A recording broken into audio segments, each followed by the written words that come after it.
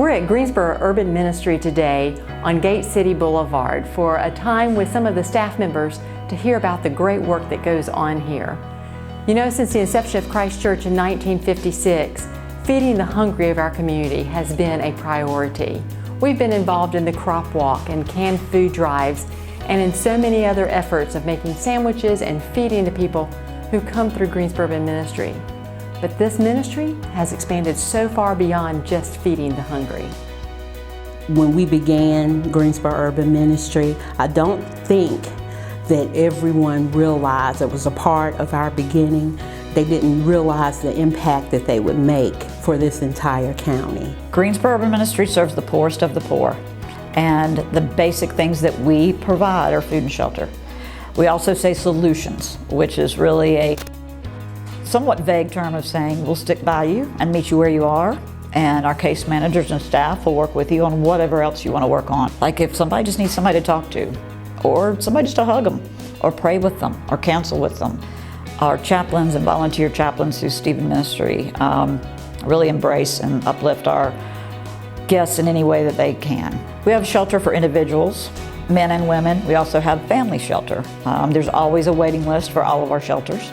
People wonder why they see people in the streets. We just don't have enough shelters. And then we have a transitional housing community of 68 units so that individuals that were experiencing homelessness can have a case manager work with them and have more work with them to get them to stability and hopefully stay in stability. We also offer food, hot meals every day, 365 days a year. We're never closed to anyone who's hungry, no questions asked. We have families, elderly. We have people that come on their lunch hour. A lot of people that work basic level jobs that just don't make enough. They need to eat here. So that's a great thing. And then we have our new choice pantry. So if you need groceries, and the need for groceries has gone through the roof since COVID and now this economy. We serve over 100 households every single day, Monday through Friday. I believe food is spiritual, you know, and it brings people together, it calms people down, and so just providing the food assistance is that you all provide, the evening meals, is just the offering of love. But we found that we need a lot more volunteers to be able to keep that up.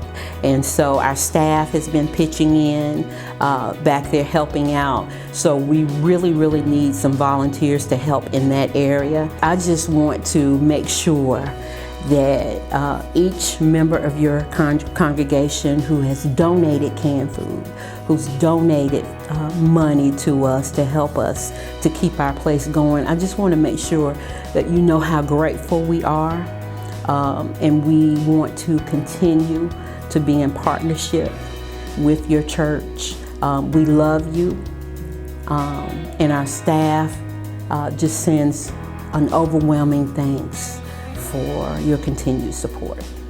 Whether we're in crisis or we're available to help, there is a place for each of us to be involved in helping our neighbors. Won't you consider being part of it today?